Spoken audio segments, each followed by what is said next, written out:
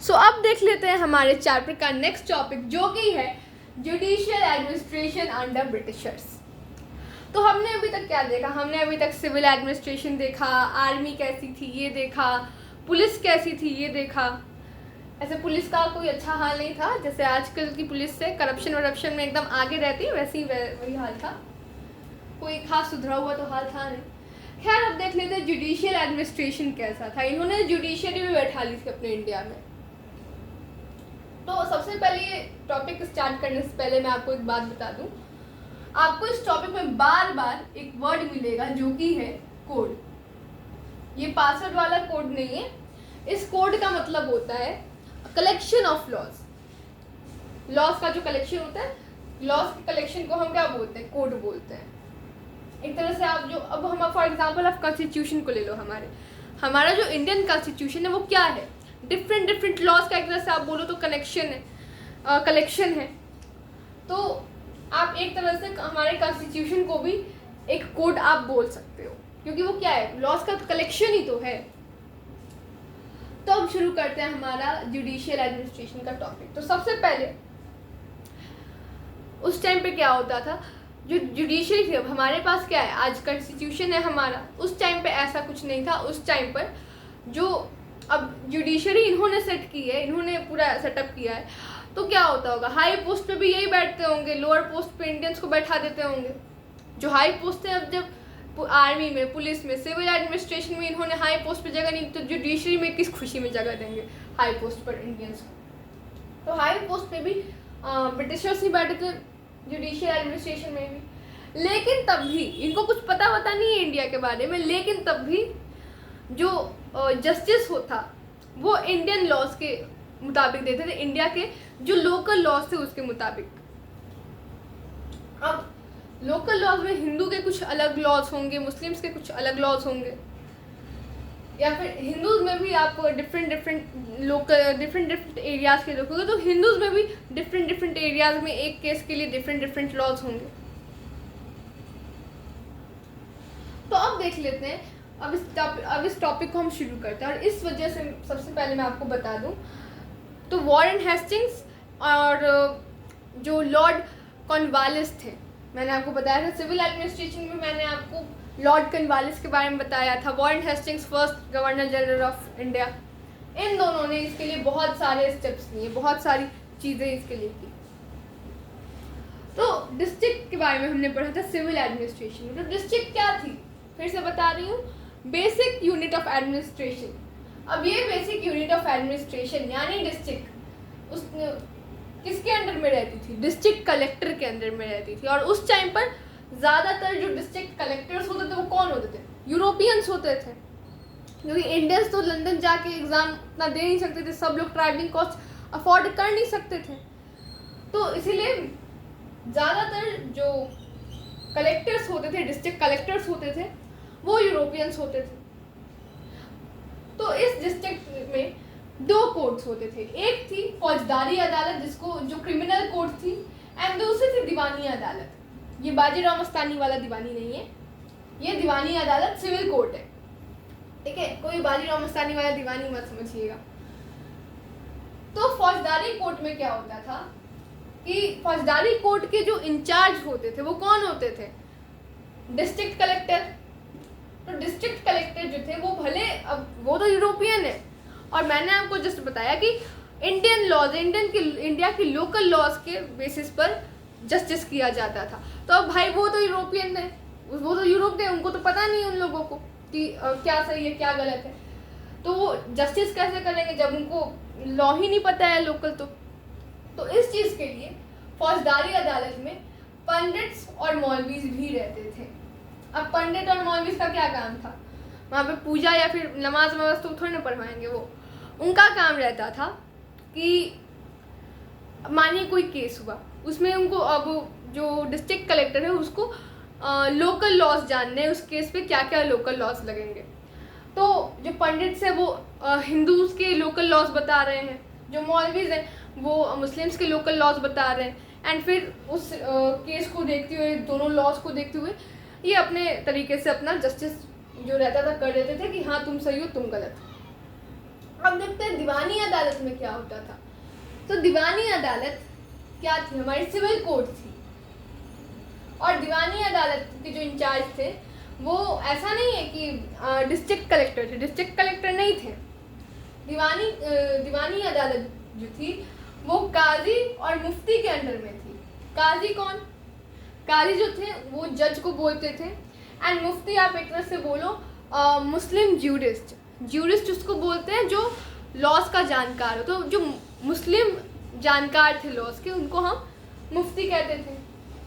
अब लेकिन अब डिस्ट्रिक्ट का जो हेड है वो तो अब कभी भी डिस्ट्रिक्ट कलेक्टर ही रहेगा जब इस वाले कोर्ट का इंचार्ज वो है। तो इस वाले कोर्ट का भले वो इंचार्ज नहीं है लेकिन इसकी देखरेख वो करते रहेगा कि कहीं कुछ गड़बड़ तो चल नहीं रही है। भले ये इन दोनों के अंडर में है कोर्ट, दीवानी कोर्ट इन दोनों के अंडर में है, इन लोगों के अंडर में, काजी के अंडर में, क्योंकि ये जज है। काजी के अंडर में दीवानी कोर्ट है लेकिन तब भी दीवानी अदालत है, तब भी जो डिस्ट्रिक्ट कलेक्टर है वो देखरेख करते रहेंगे कि हाँ कुछ गड़बड़ नहीं चल रही है। अब यहाँ तक तो ठीक था, लेकिन डिफरेंट एरियाज में हिंदूज के डिफरेंट लॉज थे एक केस के ऊपर। अब जो वॉरेन हेस्टिंग्स है, अब इस चीज़ से बहुत सारी दिक्कत आई। तो जो वॉरेन हेस्टिंग्स है, वॉरेन हेस्टिंग कौन थे, first governor general of India. तो वॉरेन हेस्टिंग्स के ऑर्डर पे एक मीटिंग बैठाई गई, कब, 1775 में। अब उस मीटिंग में कौन बैठा, उस मीटिंग में 11 पंडित्स को बुलाया गया 1775 में। एंड वॉरेन हेस्टिंग्स उनसे बोला कि समझ नहीं आता हम क्या करें। कोई बोल रहा था उस टाइम पे, कुछ लोकल एरिया के पंडित एक केस पे दूसरा लॉ बताते थे, कुछ लोकल एरिया के पंडित कुछ दूसरा लॉ बताते थे। वॉरेन हेस्टिंग्स ने बोला कि कोई कुछ बोलता है, कोई कुछ बोलता है, समझ में आ नहीं रहा है, हम क्या करें, आप ही लोग बताइए। और फिर इन 11 पंडित से, अब क्योंकि जो हिंदूज में जो धर्म शास्त्रास के जो स्कूल है वो भी डिफरेंट है, तो लॉज भी तो डिफरेंट हो सकते हैं। तो इन 11 पंडित से और इनकी जो लोकेलिटी थी, उनकी जो एरियाज थे, उनके लोकल लॉज पूछे गए। एंड उन सभी लोकल लॉज का एक निचोड़ निकाला गया। एंड फिर क्या बना, हिंदूज का कोड बना, code of Hindu laws, code of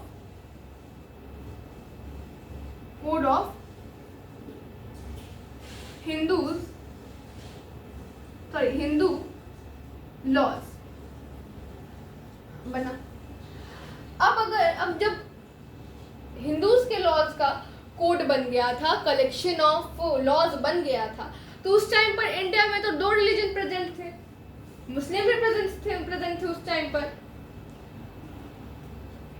तो 1778 तक क्या किया गया, मुस्लिम्स के भी लॉज पूछे गए एंड उसका भी क्या बनाया उन्होंने कोड ऑफ मुस्लिम लॉज इन्होंने बना दिया।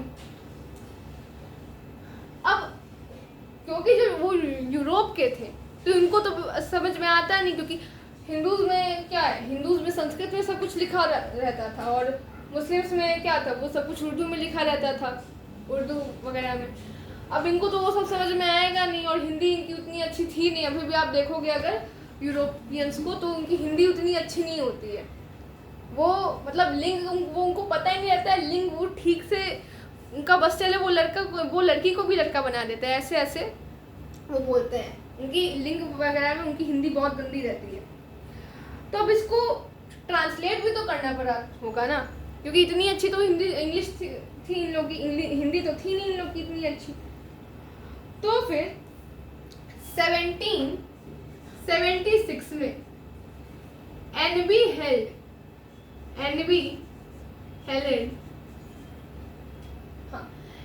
हेलेड नाम के एक इंसान ने क्या किया, इन सबको क्या किया, इंग्लिश में कन्वर्ट कर दिया, और फिर इन सब की क्या बन गया, इन सब का कोड बन गया। इनको क्या किया, इंग्लिश में ट्रांसलेट कर दिया इंग्लिश में। अब ये सब कुछ मस्त चल रहा था, सब कुछ अच्छे से चल रहा था। तब क्या हुआ, मैंने आपको क्या बताया था सिविल एडमिनिस्ट्रेशन पढ़ाते टाइम में कि 1793 में, कब 1793 में लॉर्ड कॉर्नवालिस ने क्या किया था, एक कोड पास किया था, कॉर्नवालिस कोड।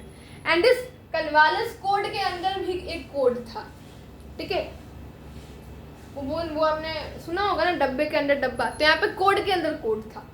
तो वो कोड, उस कॉर्नवालिस कोड के अंदर भी वो क्या कोड था, उस कोड के हेल्प से जुडिशियल एडमिनिस्ट्रेशन में बहुत सारे रिफॉर्म्स लाए गए, चेंजेस लाए गए, ताकि अच्छे से जुडिशियल एडमिनिस्ट्रेशन हो सके इंडिया में।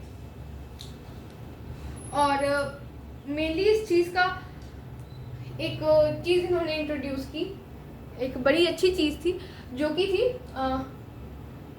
Rule of laws. Rule of laws इस कोड में इन्होंने जो कॉर्नवालिस कोड के अंदर जो कोड था, उन्होंने उसमें उस कोड में एक चीज़ इन्होंने रिप्रेजेंट की थी, रूल ऑफ लॉज। मतलब किसी का रूल नहीं चलेगा, लॉज का रूल चलेगा।